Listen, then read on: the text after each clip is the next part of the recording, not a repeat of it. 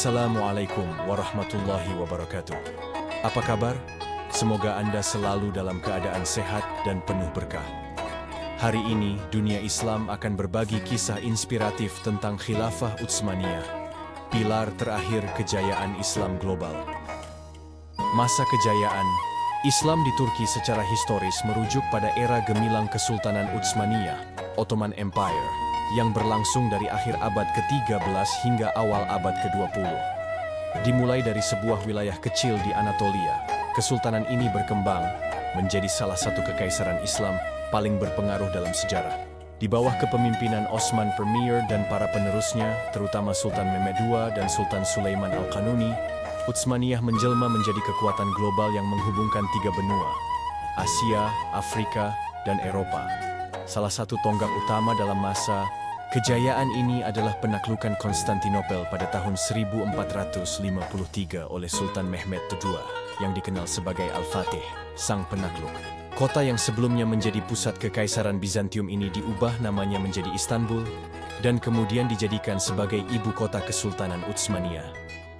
Penaklukan ini bukan hanya kemenangan militer, tetapi juga simbol transformasi besar dalam peradaban Islam. Istanbul tumbuh menjadi pusat pemerintahan, perdagangan, dan kebudayaan Islam yang megah. Kejayaan semakin bersinar di era Sultan Sulaiman Al-Qanuni, Sulaiman the Magnificent, yang memerintah dari tahun 1520 hingga tahun 1566. Di bawah kepemimpinannya, wilayah Utsmaniyah mencapai ekspansi terluas dalam sejarahnya. Namun yang lebih penting, masa pemerintahannya juga ditandai oleh kemajuan besar dalam hukum, seni, arsitektur, dan ilmu pengetahuan. Kanun, atau kumpulan hukum sipil yang disusun Sulaiman, berdampingan dengan syariah Islam, menciptakan sistem hukum yang fleksibel, namun tetap berbasis nilai-nilai Islam. Dalam bidang budaya, arsitektur Ottoman mencapai puncaknya. Masjid Sulaimaniyah di Istanbul menjadi simbol estetika Islam yang agung. Arsitek-arsitek besar seperti Mimar Sinan menciptakan bangunan yang bukan hanya tempat ibadah, tetapi juga pusat kegiatan sosial, pendidikan, dan ekonomi. Di sisi lain, musik klasik Utsmaniyah, kaligrafi, seni ukir, dan sastra berkembang pesat sebagai ekspresi spiritual dan intelektual masyarakat Islam. Islam di era Utsmaniyah tidak hanya sebagai identitas religius, tetapi menjadi jiwa dari seluruh sistem sosial politik. Madrasah dan perguruan tinggi Islam berdiri di berbagai kota besar. Para ulama, ilmuwan, dan filsuf memainkan peran penting dalam kehidupan publik. Istanbul menjadi magnet bagi cendekiawan dari dunia Islam dan bahkan Eropa. Tradisi ilmiah Islam yang diwariskan dari era Abbasiyah dan Andalusia diteruskan dan dikembangkan kembali dalam konteks kekinian. Kesultanan Utsmaniyah juga dikenal memiliki toleransi tinggi terhadap komunitas non-Muslim yang hidup berdampingan dengan damai dalam sistem millet. Komunitas Yahudi, Kristen Ortodoks, dan lainnya diberikan kebebasan dalam menjalankan agama serta sistem hukum mereka sendiri, selama tetap setia pada otoritas kesultanan.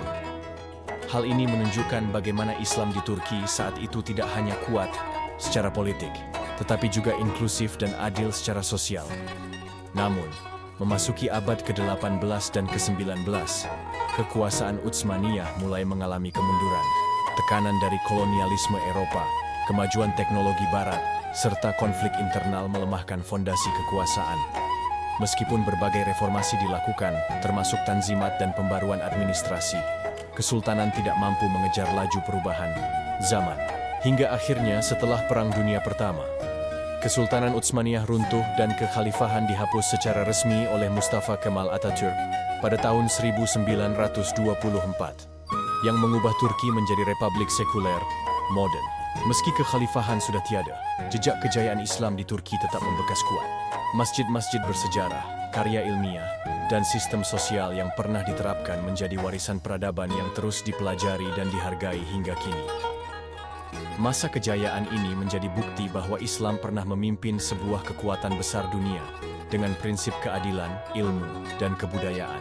Generasi masa kini dan mendatang memiliki tugas untuk menjaga semangat itu agar tetap hidup dalam dunia yang terus berubah.